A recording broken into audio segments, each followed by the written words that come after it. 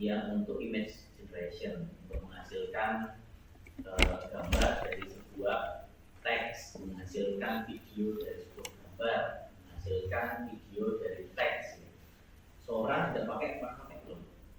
Suara kan kita menggunakan teks prompt itu bisa jadi video. Jadi sudah teknologinya sudah banyak berkembang, produk-produk yang bisa kita nikmati dalam beberapa tahun depan juga akan sangat banyak, dan nantinya tidak akan lepas di geoscience juga akan banyak sekali produk-produk yang akan bersentuhan dengan data science. Jadi kalau kalian nanti memang mau mendalami geoscience, kerja di bidang geoscience, akan di kampung tinggal company atau di tambang atau di geothermal, kemampuan mengenai basic data science saya kira sangat beneficial. Di CV paling tidak kalau ditanyakan tahu, tapi ya bisa menjelaskan juga ya. Gimana dengan di Indonesia? Di Indonesia ternyata secara tren sudah mengikuti ya, bahkan sekitar 15 tahun yang lalu itu dia tidak ada ya data science seperti Jakarta. Padahal sebetulnya apa yang akan kita pelajari, metodologi yang apa yang ada di data science itu sudah banyak sekali kita pelajari ketika kita belajar mengenai strategi. Jadi ketika kita belajar strategi sudah ada di situ, cuma tidak sadar dan belum di branding sebagai bentuk data science di Indonesia. Nah di sini di global kan kelihatan ada yang drop ya, tiba-tiba turun kemudian naik lagi. Ini apa kira-kira?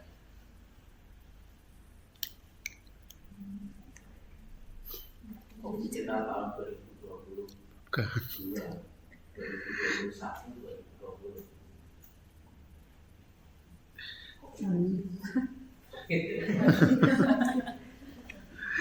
2022 ini malah naik kok. Kenapa? 2022 itu naik, itu kenapa? Karena dia ada koreksi terhadap metodologi pengumpulan data. Jadi garisnya yang ada tulisan note itu kalau di hover di Google Trends itu ada tulisan bahwa Google memperbaiki cara untuk mengakuisisi datanya. Jadi kemungkinan naiknya di 2022 itu karena ada perubahan algoritma di Google-nya, sementara turunnya di sekitar 2021, 2020 itu kemungkinan karena adanya pandemi. Jadi ternyata pandemi juga berimbas ke data science. Kemudian juga selain pandemi ada juga kemarin itu sempat ada shortage di silikon shortage sebelum pandemi. Jadi semua barang-barang itu mahal sekali karena diborong oleh yang suka Bitcoin itu. Nah itu mulai sempat diborong di sekitar 2018-2019 itu kan menyebabkan progres data science berkurang karena kayak kita kalau mau training itu kan menggunakan GPU, GPU-nya diborong oleh miner ya. Yang pernah main Bitcoin? Belum Pak. Nggak usah ya. Udah kayak profit. Kalau saya dulu waktu awal-awal saya pernah nyoba itu Bitcoin sama yang harusan keluar ya. Terus sekarang walletnya hilang, nggak tahu berapa ini. Kalau kamu kemarin.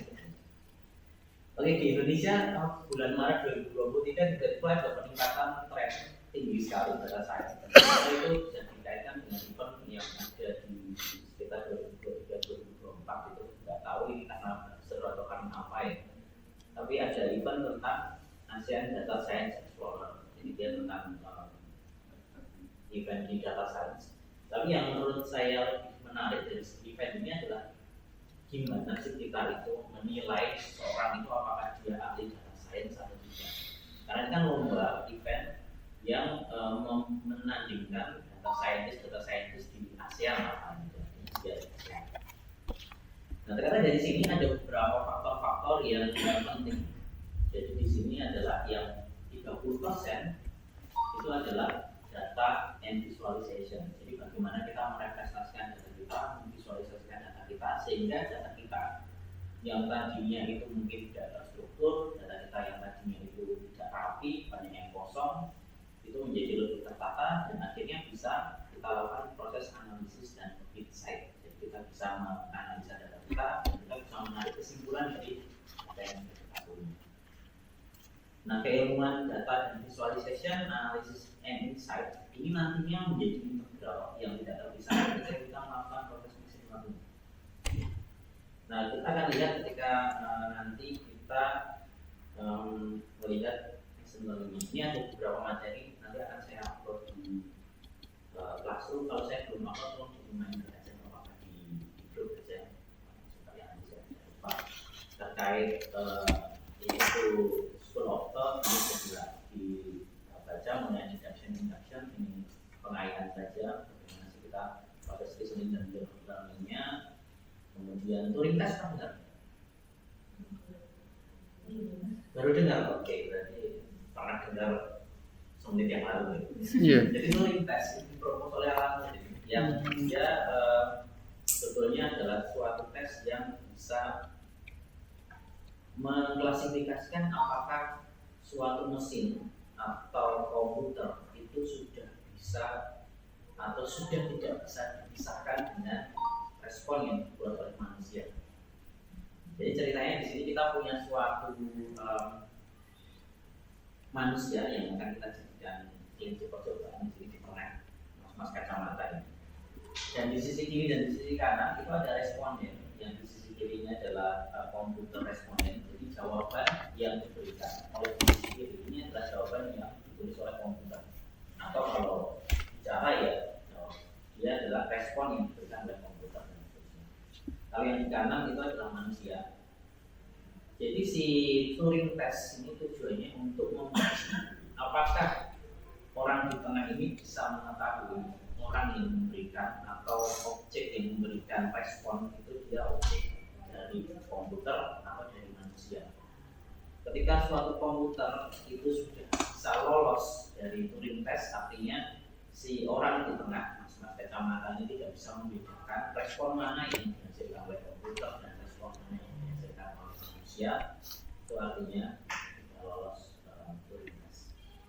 Dan kita bisa melihat detailnya sebetulnya untuk pemenang dari Turing test ini dia dinamakan Nobel Prize. Ini sampai 2019 sampai sebelum pandemi itu masih ada.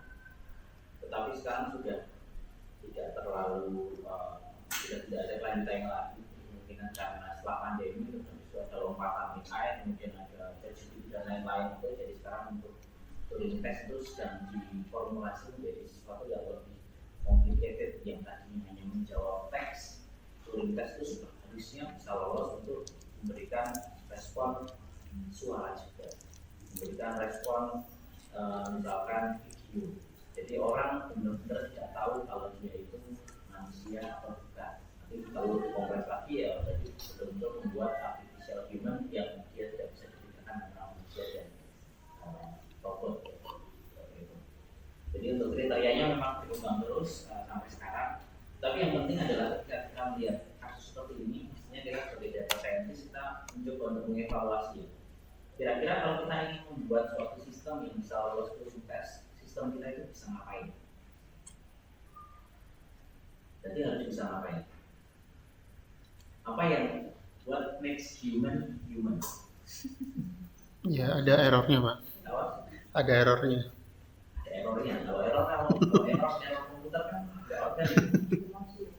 Ada emosinya. Ada apa lagi? Logic, Oke. Terus ada ide, kreativiti ya. Kreativiti sekarang sudah mencoba untuk disimulasikan menggunakan generatif model seperti ChatGPT, kemudian Stable Diffusion gambar itu, kemudian Flux ya, teman-teman itu kan dia bisa seakan-akan menggambar, seakan-akan membuat foto, padahal dari objek yang ada. Jadi macam-macam itu ya, maksudnya nanti kalau kita sebagai data scientist yang perlu kita coba evaluasi sendiri.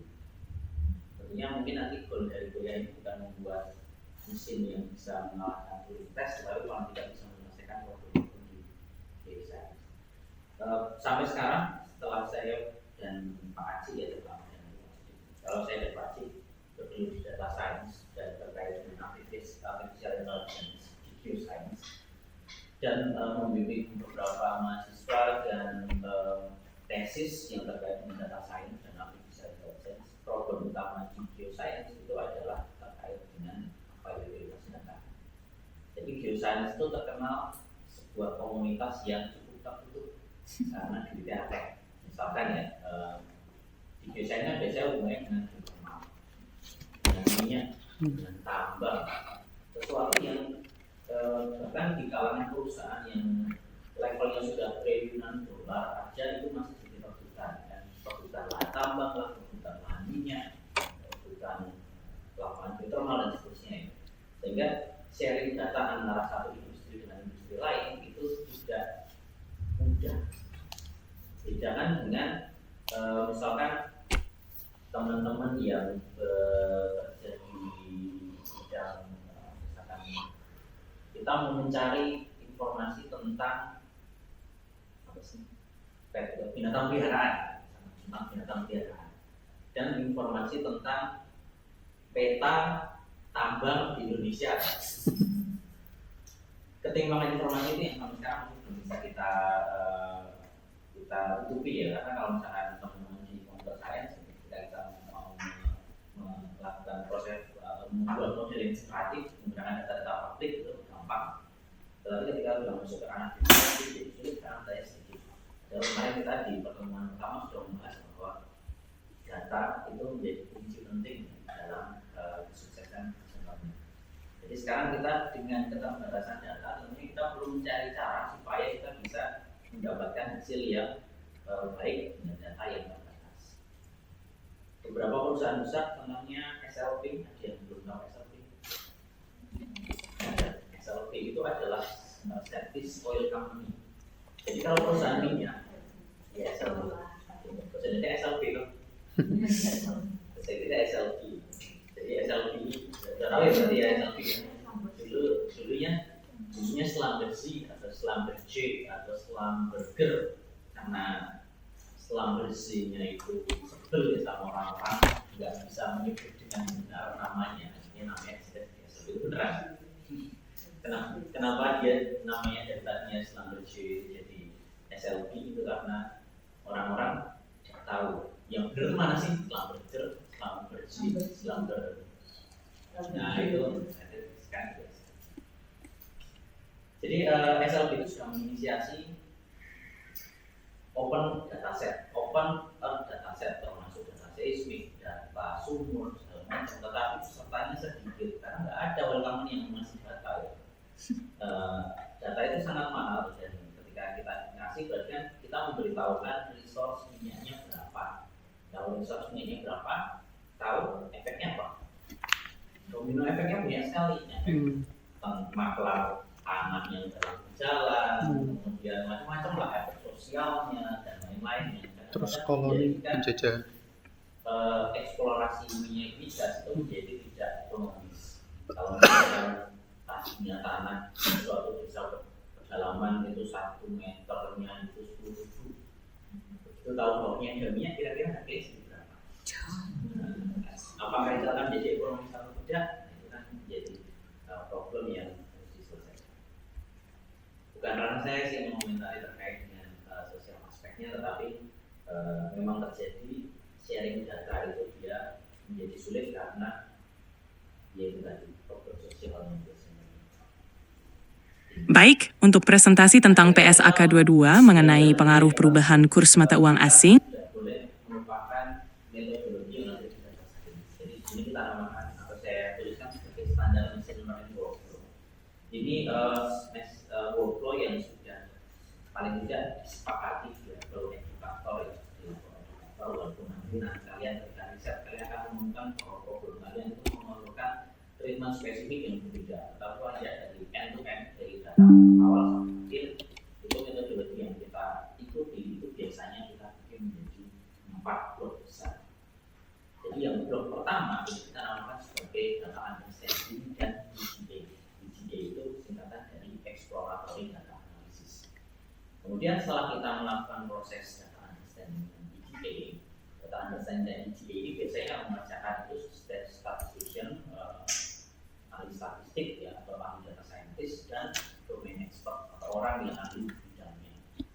Jadi itu melakukan data understanding dan EDA. Di dalamnya itu ada beberapa proses yang ini simplifikasi tetapi nanti bisa kita kembangkan, yaitu proses akuisisi data oleh geofisika, dan bisa akuisisi di lapangan atau kita bisa menggunakan data eksternal.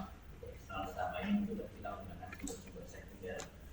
Kemudian data-data itu kita gabungkan, kita kita jadikan satu, itu yang kita namakan dengan raw data. Kemudian data mentah itu yang nanti akan kita lakukan proses data understanding. Kenapa kita butuh melakukan proses data understanding? Karena kalau kita mau melakukan proses machine learning training dengan sukses, kita harus tahu data kita itu karakternya seperti apa. Secara statistik, apakah dia distribusinya Gaussian atau tidak? Kadang-kadang kalau kemarin ya waktu kalian menerang algoritmanya itu pernah berpikir nggak kira-kira ini data saya itu distribusi titik yang itu kan pixel ya, distribusi di masing-masing pixelnya antara pixel hitam, pixel abu-abu dan pixel putih itu dia Gaussian atau tidak? Ya ada efeknya apa terhadap data kita? Nah itu yang nanti perlu dipelajari di dalam EDA dan data understanding. Karena nantinya dari sini kita perlu menyimpulkan bagian mana saja sih yang penting untuk dilakukan proses training, bagian mana yang tidak penting. Kadang-kadang kita dapat data itu tabel. Kalau tabel itu biasanya kalau paling penting kan nomor ya. Kira-kira nomor itu mungkin kita masukkan ke dalam data training. Nah, itu perlu kita masukkan di data understanding dan EDA. Kemudian setelah itu kita melakukan preparasi data. Preparasi data itu nanti termasuk pembersihan data, mengisi data yang hilang, kemudian kemarin sudah saya kasih tahu ya bahasa Indonesia-nya outlier ya, menghilangkan outlier atau outlier atau pencilan. Kemudian nanti kita juga melakukan proses standarisasi, normalisasi supaya data kita punya ukuran sama, itu di proses cleaning dan transform. Setelah itu kita melakukan proses feature engineering. Jadi feature engineering itu berarti kita merubah feature kita supaya lebih mudah untuk dimasukkan ke training. Nah, data understanding, EDA, data preparation, feature transformation itu nanti akan dibahas di pertemuan dengan Pak Sidik. Jadi tugasnya nanti bahas understanding EDA dan data preparation. Kemudian nanti Pak Acik akan membahas mengenai proses modeling, bagaimana kita mendapatkan insight dari data kita, dan kita melakukan proses inferensi. Jadi kadang-kadang kalau saya bilang inferensi itu masih inferensi itu apa sih sebetulnya? Inferensi itu berarti kita melakukan proses prediksi, klasifikasi atau regresi berdasarkan model yang sudah kita punya. Itu namanya proses inferensi. Nah, setelah kita bisa mendapatkan inferensi, kita bisa mendapatkan data prediksi ya, atau predicted data. Predicted data ini dihasilkan dari data baru atau ini data yang diberikan di bawah ini. Kita perlu melakukan proses evaluasi karena sebetulnya proses data preparation, modeling, dan model evaluation pada standar machine learning workflow yang baik itu bukan proses yang sekali jalan, tapi dia proses iteratif. Jadi kita melakukan data preparation, kemudian kita melakukan modeling, kita inferensi, kita evaluasi. Dari hasil evaluasi maka kita cek lagi apakah data preparation kita sudah benar atau belum, kemudian apakah modeling kita sudah optimal atau belum, apakah ada parameter yang perlu kita ubah dan seterusnya. Jadi proses itu harusnya proses yang berjalan secara iteratif. Nah ini contoh-contohnya saja untuk masing-masing prosesnya ya, dari data understanding dan EDA. Kalau data acquisition tadi sudah saya jelaskan, data source itu bisa primary. Ini contohnya data yang saya rekur waktu saya disertasi ya, disertasi ke lapangan saya di Jerman. Teman saya orang Vietnam, saya minta untuk tahu. Saya pernah ke Jerman. Saya pernah mengakuisisi data seismik. Pernah. Mikrotremor. Kalau yang pakai palu-palu gini Pernah lihat. Iya kita. Di teman saya waktu itu ada yang ambil lagi. Saya ikut Saya ikut bantu coba. Saya ada bagi main saya. Oh iya. Alatnya pernah lihat sih di lab ada plat terus dipukul yang sana ngukur. Ya, jadi ini data primer yang perlu saya sampaikan. Contohnya ini kalau kalian nanti belajar metode seismik ya, biasanya kalian menggunakan plat, platnya horizontal. Tapi di sini platnya tidak horizontal. Ini namanya plat yang bentuknya ini galvering ya. Jadi dia platnya di sini ya. Jadi dia bisa mengekstraksi beberapa komponen dari komponen PWave saja. Ya. Kemudian juga bisa secondary ya, dari data yang biasanya sudah diakuisisi oleh orang lain atau dari situs-situs yang punya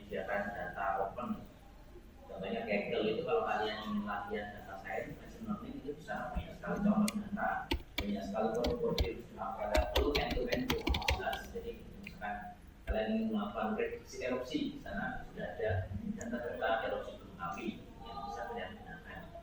Tapi datanya mungkin tidak selengkap kalau kita ambil langsung di agensi yang memang mengurusi tentang volcano. Nah, kalau dari data akuisisinya juga bisa kita lihat ada beberapa tipe data. Biasanya kalau di data science itu kalau kita namakan terstruktur atau structure, kalau bentuknya sudah tabel. Kalau dia semi structure itu biasanya kalau bentuknya itu bukan tabel tapi bisa kita parsing kalau dalam bahasa pemrogramannya. Jadi bahasa kode-kode yang ada di sini itu bisa kita cari keywordnya dan bisa kita ekstrak dengan mudah atau enggak kira-kira. Ini adalah satu tipe data XML, misalkan sering digunakan juga yang digunakan di data cuaca kalau nggak salah ini namanya BMKG di Kabupaten Karangasem. Ini saya ambil dari situsnya BMKG zaman dulu ketika BMKG masih agak terbuka terkait data. Sekarang BMKG agak tertutup, jadi saya mau akses lagi sudah nggak bisa. Terakhir 2021 setelah itu ditutup datanya. Jadi rencananya siapa mau update lagi data nggak bisa. Ini semi structure atau unstructure ya, kadang-kadang kita dapatkan mayoritas data kita unstructure. Contohnya kalau kalian bisa melakukan image recognition menggunakan data satelit, datanya unstructure karena data yang punya gambar. Atau yang di kanan itu data seismik, data seismik kan bentuknya itu kan waveform. Untuk gelombang seperti ini kan masih tidak terstruktur. Dan biasanya data ini ketika kita melakukan data understanding kita harus tahu data kita seperti apa dan data kita mau kita apakan. Contohnya data seismik yang sudah kalian tahu. Ini kan data yang tidak terstruktur. Ketika kita ingin melakukan prediksi gempa tremor atau kita ingin melakukan automatic picking yang dia bisa otomatis menentukan apakah itu ada gempa, mana yang gelombang P, mana yang gelombang S. Sudah mengambil seismologi. Ya, gelombang P, gelombang S sudah tahu ya, gelombang tremor, heatwave dan lain-lain sudah tahu. Dan itu kan harus kita definisikan. Nah, kalau kita sudah masuk ke understanding itu yang biasanya yang tahu siapa? Domain expert. Orang kalau kita ya data yang di science ya berarti orang-orang di science yang tahu apa sih kriteria picking P wave, apa sih kriteria picking S wave. Setelah kita tahu, setelah kita understand dan hanya paham, maka kita bisa memikirkan cara bagaimana cara membuat mesin itu paham dengan perintah kita. Misalnya, perintah kita mau melakukan picking, jadi maksudnya dia picking gelombang P, PS, dan sebagainya. Gimana caranya kita membuat mesin itu bisa paham? Karena kalau data langsung kita lempar tanpa kita atur dulu, maka hasilnya juga kurang. Oke, kemudian data understanding itu bisa kita lihat dari sudut pandang statistik. Biasalah kalau kita punya data, kita bisa melihat karena data kita itu banyak, idealnya di data science itu machine learning kan butuh data yang banyak. Kalau kita ingin menganalisa karakteristik data yang banyak itu tidak mungkin kita cek satu persatu. Kalau data kita cuma 10 kita bisa melihat, kalau data kita 10 juta tidak bisa kita lihat. Jadi kita bisa menggunakan sifat-sifat yang ada di statistik yang misalkan median, mean dan macam-macam. Di sini ada dari misalkan dari korelasi ya, di sini ada korelasi. Kalau korelasi numerik kita bisa menggunakan Pearson correlation untuk linear relationship. Kalau korelasi yang non linear kita bisa menggunakan Spearman. Kalau data kategori kita bisa menggunakan analisa ANOVA. Ada yang familiar dengan ANOVA, analysis of variance. Jadi ANOVA itu analisa yang bisa kita gunakan. Yang biasanya kalian itu salah satunya itu bisa mendapatkan confidence level P berapa, P sama dengan 0,05. Orang bicara jurnal dengan kata-kata seperti confidence level. Itu ANOVA. Mestinya ini akan dibaca dulu dalam di bagian data understanding IDA. Kemudian bisa menggunakan Kendall juga, T-square dan mutual information. Kemudian selain analisa statistik juga kita bisa melakukan analisa visual. Di analisa visual itu bisa dengan baca, plot segala macam lah. Pokoknya apa yang bisa kita visualkan sehingga kita bisa mengerti data karakteristik data kita. Sehingga kalau kita tahu karakteristik data kita tahu apa yang harus kita lakukan, kita tahu bagaimana cara mengatur settingannya, bisa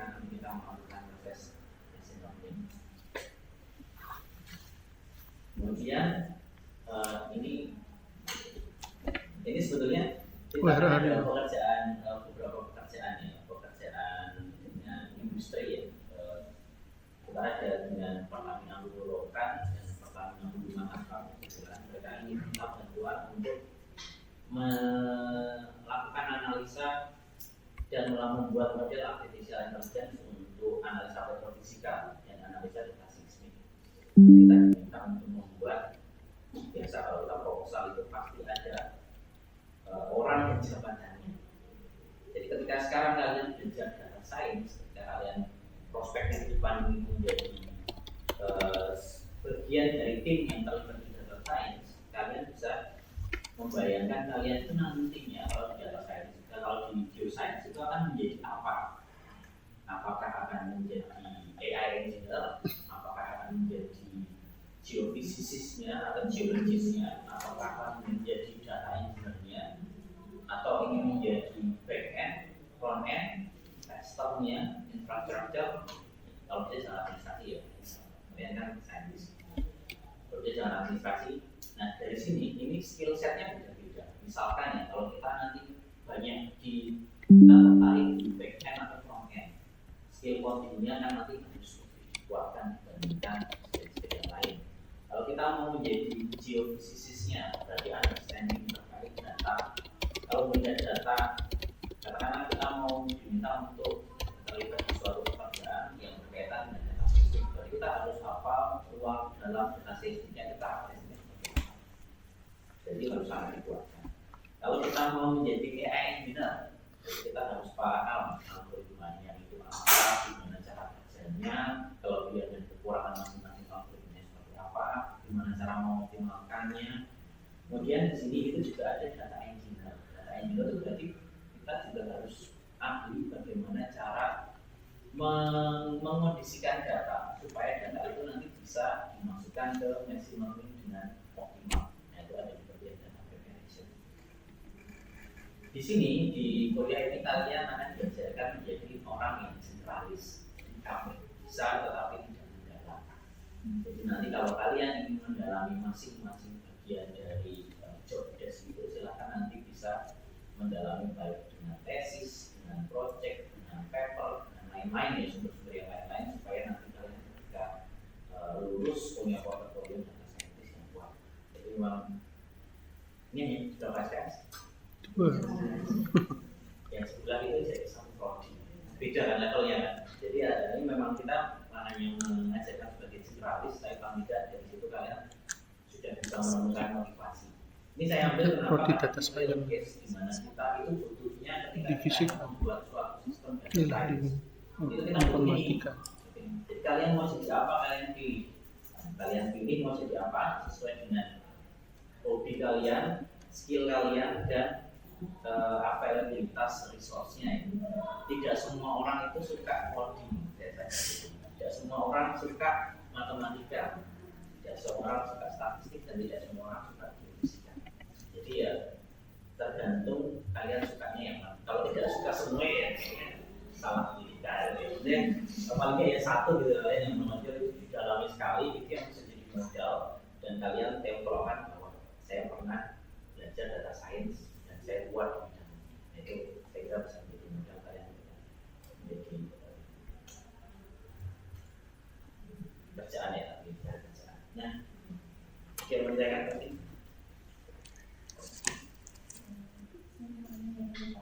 Yang dari kurs yang tadi itu kan ada beberapa perbedaan antara itu gimana Pak? Yang ASN, space, mencari perbedaan lebih mudah daripada mencari persamanya lebih mudah daripada mencari perbedaan. Karena perbedaannya itu sangat fundamental ya. Dari prinsipnya secara matematis itu sudah beda. Jadi itu kan kita melakukan klasifikasi ya, klasifikasi angka 1, 2, 3, 4, 5 gitu. Nah, masing-masing algoritma itu mempunyai cara pandang yang berbeda untuk menyelesaikan problem itu. Jadi nanti ketika di proses modelingnya itu kan akan diajarkan support vector mesin itu gimana sih algoritmanya. Support vector mesin itu kan algoritmanya mencari hyperplane yang seperti saya gambarkan di Prometheus waktu itu, mencari hyperplane persamaannya. Jadi kita mencari satu persamaan yang bisa menggambarkan suatu hyperplane. Jadi plane in unidimension yang bisa memisahkan antara satu dan yang lain. Itu kalau yang support mesin. Jadi cara berpikirnya seperti itu. Jadi matematis banget, kayak regresi lah. Karena kita mencari suatu persamaan. Bagaimana dengan random forest? Random forest itu tidak. Random forest itu dia decision maker ya. Jadi dia itu lebih ke mencari suatu logika yang nantinya itu bisa memisahkan mana yang betul, mana yang tidak. Jadi dia itu semacam problem yang tadinya kompleks, klasifikasi yang tadinya klasifikasi 10 angka itu disederhanakan menjadi kayak hanya true dan false gitu ya. Ibaratnya kalau misalnya kita punya suatu vektor, vektor pixel kan pixel kita dua dimensi. Kalau kalian baca kodenya, data yang tadinya dua dimensi itu kita ubah jadi satu dimensi. Kita lakukan proses pemvektoran sehingga yang tadinya itu matrix menjadi vektor, sehingga data kita sebenarnya sudah bukan data gambar lagi tapi data vektor. Nah si decision tree atau random forest itu dia akan mengecek tiap pixelnya. Kemudian dia akan ngecek kalau pixel pertama itu putih, itu dia kemungkinannya akan berapa. Kalau pixel kedua itu agak abu-abu, kemungkinan akan berapa. Nanti kemungkinan itu akan kita gabungkan dari satu. Itu kan sudut-pandang yang sudah berbeda. Yang satu itu kita cari persamaan matematisnya, yang satu itu kita cari probabilistik kemungkinannya di masing-masing pixelnya. Kalau KMN atau residual network itu berarti kita melihat dari pixelnya langsung, jadi dari gambar, dari gambar, jadi tidak kita vektorisasi pertama. Tapi kemudian setelah itu kita akan punya layer-layer yang nanti mentransformasikan dia menjadi mungkin kita lakukan proses filtering, kita lakukan proses konvektoran tadi, kita lakukan proses penjumlahan dan lain-lain yang dia akhirnya bisa melakukan klasifikasi. Nah proses membuat layer-layernya itu yang nantinya beda-beda juga. Nah, arsitekturnya itu arsitektur yang kita namakan tadi residual unit, itu kan nama arsitekturnya. Residual network itu juga nama arsitekturnya. Saya juga.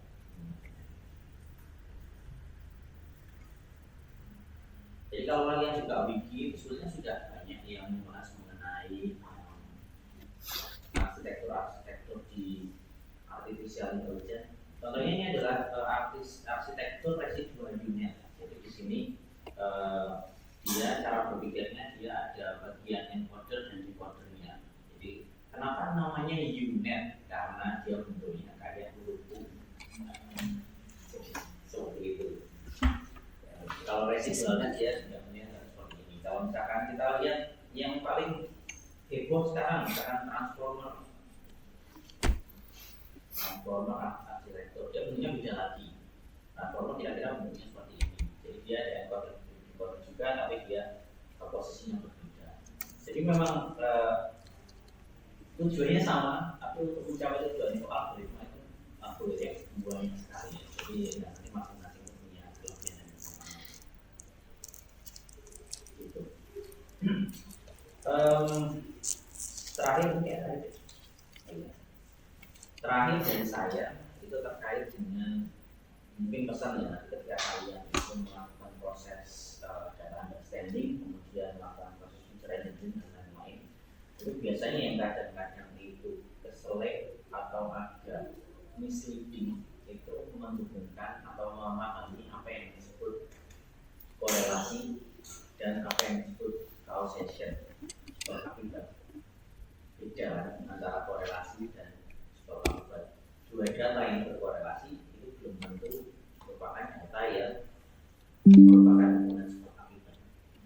Dan hati-hati ketika kalian melakukan prediksi, ketika kalian melakukan proses machine learning, kalian akan dihadapkan pada proses nanti akan mencari korelasi antara satu variabel dengan variabel yang lain. Contoh yang paling populer adalah menggunakan Pearson dan Spearman correlation.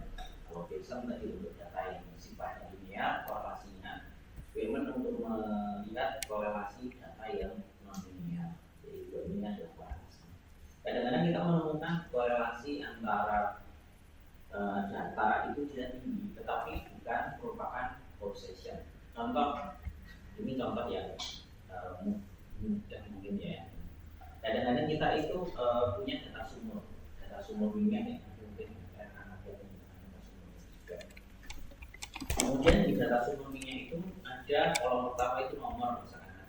Bayangkan saya dengan mobil seperti ini tapi isinya kolom pertama itu nomor, kolom kedua itu adalah kedalaman, kolom ketiga itu adalah resistivitas, kolom keempat itu adalah kaliber itu adalah besar kecilnya lubang sumur kita.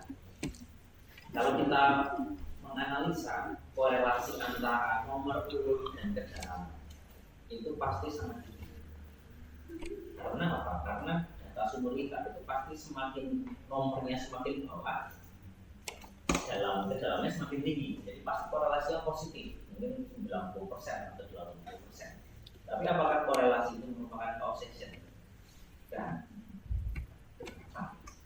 Dimana sekarang kalau misalnya kita bicara tentang hubungan antara kedalaman dengan densitas, kedalaman semakin dalam, densitas semakin besar, betul atau tidak? In general, kalau semakin dalam, densitasnya semakin besar. Kalian bisa lihat di model bumi, semakin dalam, in general semakin besar. Walaupun kalau kita nitpicky ya, kita melihat dalam skala mikroskopik dalam atau dalam meter ya, itu mungkin bisa naik turun. Tapi kalau dalam hubungan kerak bumi, mantel bumi dan seterusnya, semakin dalam semakin besar karena ada overburden pressure dan lain-lain, kompak. Dan kalau dalam semakin kompak juga kan dia, sehingga densitas semakin besar.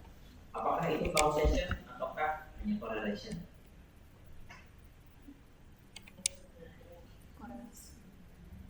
Ya, karena tadi saya sudah men-state bahwa semakin dalam densitasnya semakin besar. Apakah itu causation? Apakah itu hanya korelasi saja? Korelasi. Itu nanti yang tahu kalian sebagai guru mahasiswa. Jadi bagaimana nanti kita mencari data yang nanti layak untuk dimasukkan ke data science, data yang layak dimasukkan ke data science, ketika kalian sudah menyimpulkan apakah relasi ini adalah relasi yang hanya korelasi saja atau causation juga. Misalnya tadi data densitas dan data kedalaman.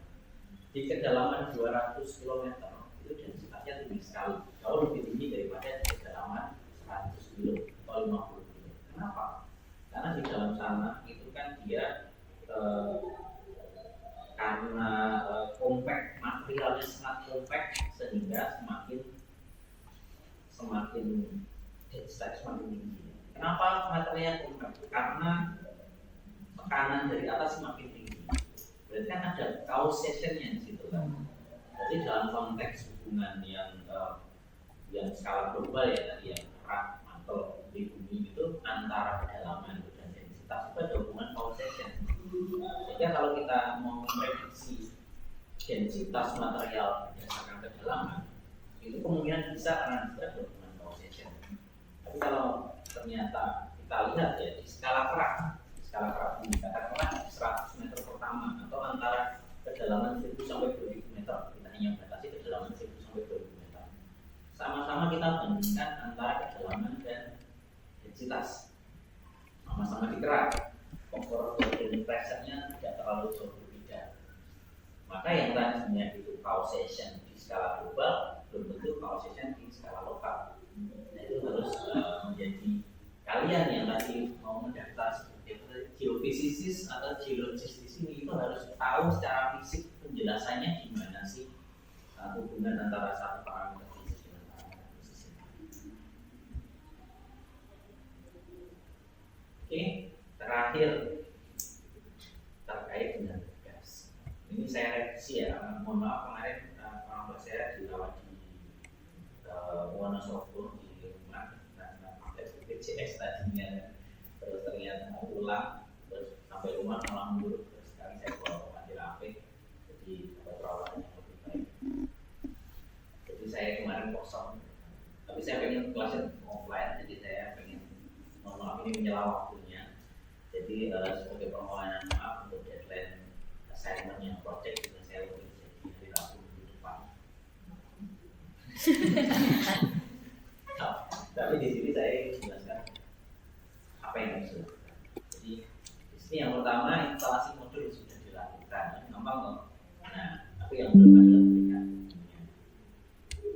Kalian bisa memberikan bukti bahwa modul itu sudah terinstall, kreatif kalian. Hmm. Terserah kalian mau memberikan buktinya seperti apa. Kemudian juga kalian bisa menjelaskan fungsi dan kegunaan masing-masing modul untuk tiap modul ya. Misalkan kalian semua sudah berapa modul kalian sama 100?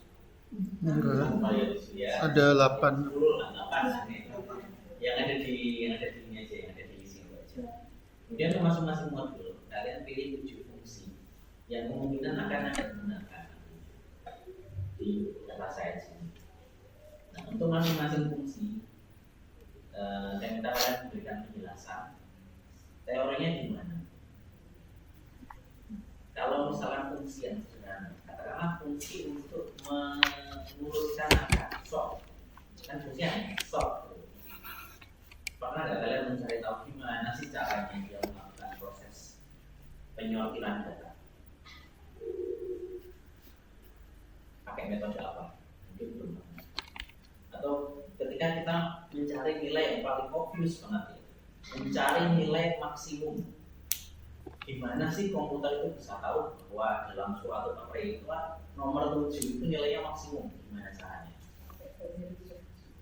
Ya, misalkan pakai itu kan berarti kan kita perlu menjelaskan teori dan algoritmanya. Kemarin kita sudah belajar cara menuliskan pseudo code, jadi kalian nanti bisa jelaskan algoritma sederhananya, cuma terlalu kompleks ya, tapi paling tidak bisa menjelaskan gimana fungsi itu bekerja dengan format pseudo code. Jadi pilih fungsi yang kemungkinan akan digunakan di data science, jelaskan juga gunanya di data science itu. Jangan ditanya, pas ya. Nanti bentuk file kirimnya apa, Pak? Apa? Bentuk file yang dikirimnya. Untuk file yang dikirimkan itu PDF yang nanti harusnya diupload di kelas. Ini project assignment, terus project assignment kelas 1 mungkin ada, kelas 2. Soalnya sudah saya tuliskan di sini juga, jadi kalian bisa merefer semua.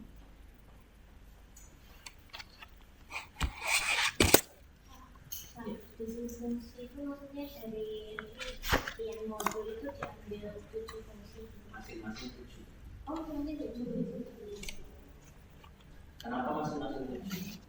Karena kita kan tidak punya sesi yang cukup untuk belajar Python. Jadi paling tidak dengan kalian bisa mengenal 7 fungsi di masing-masing modul, semoga ya kalau kalian tidak melakukan sesi ini harapannya gitu, kalian bisa mempelajari fungsi lebih mudah dan tahu cara penggunaannya. Boleh menggunakan ChatGPT, tetapi silakan kalian coba sendiri fungsinya bisa jalan atau tidak. Terus apa nantinya kalau bisa jalan kan nanti kalian bisa tahu, oh saya bisa loh menjalankan fungsi ini error atau tidak.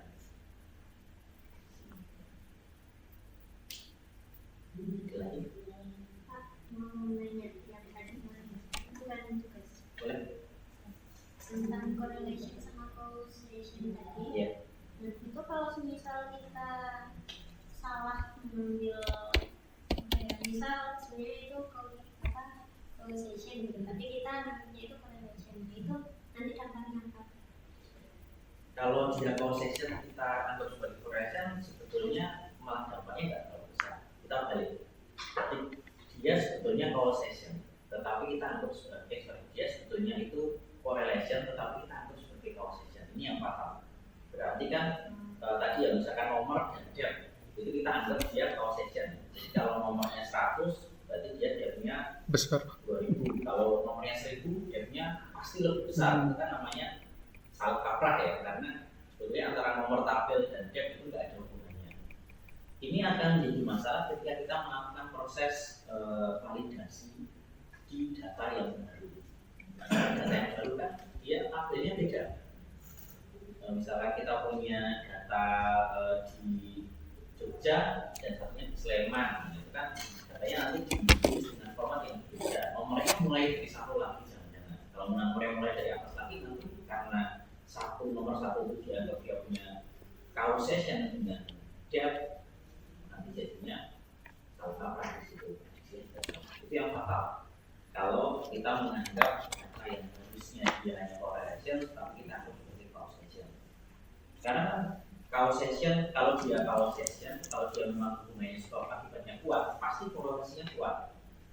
Dan yang sering salah kaprah juga, korelasi yang kuat itu tidak hanya korelasi yang mendekati 1, tapi yang mendekati min 1 juga. Jadi kalau nanti kalian melakukan proses feature analisis ya, analisa fitur, itu nanti kalian akan menghubungkan antara korelasi antara satu variabel dan variabel yang lain. Kadang-kadang dia mendekati 1, artinya dia positively correlated, sangat berkorelasi positif, atau dia mendekati negatif 1, jadi dia negatif ini correlated. Nah, yang kita cari itu biasanya ya nilai korelasinya itu tinggi atau rendah. Jadi kalau kita absolutkan nilainya itu yang paling mendekati 1, kalau kita absolutkan. Kalau tidak kita absolutkan, ya kita cari yang paling mendekati 1 dan yang paling mendekati negatif 1. Nah, setelah kita tahu hubungan korelasi itu, kita analisa apakah hubungan korelasi yang kuat itu apa juga merupakan hubungan causation yang kuat. Kalau misalkan dia korelasi yang kuat dan causation yang kuat, maka dia adalah kandidat yang bisa kita gunakan untuk proses measurement selanjutnya.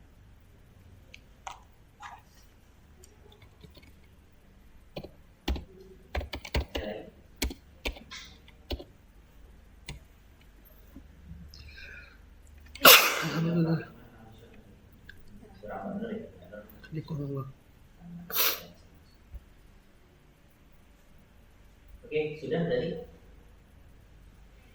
Sudah, kalau sudah berarti kita bertemu di soal ujian. Soal ujiannya nanti akan saya sepakati dengan Pak Sidik, pengumumannya nanti akan diberikan oleh Pak Sidik. Biasanya sih kalau data science itu close book.